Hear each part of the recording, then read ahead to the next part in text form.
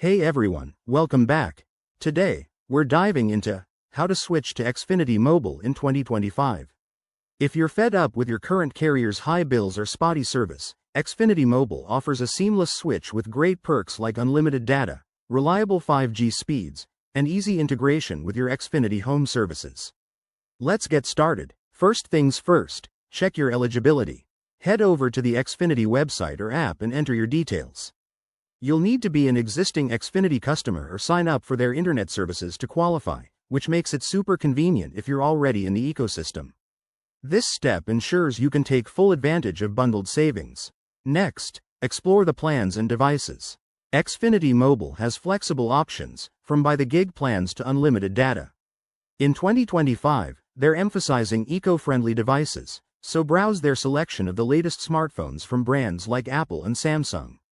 Compare prices and pick what fits your budget. Remember, as an Xfinity user, you might get exclusive discounts.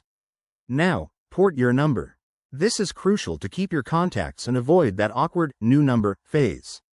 Log into your account, follow the prompts to transfer your current phone number, and it usually takes just a few hours. Make sure to have your account details from your old provider handy. Once that's done, activate your new service. You'll receive a SIM card or eSIM instructions via email. Insert it into your device, follow the on-screen setup, and boom, you're connected. Don't forget to test your calls, texts, and data to ensure everything's smooth.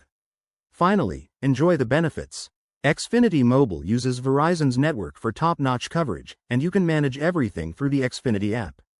Plus, with 2025's updates, you'll get enhanced security features and more ways to save on your monthly bill. Switching might seem daunting, but it's straightforward and rewarding. If you have questions, drop them in the comments below.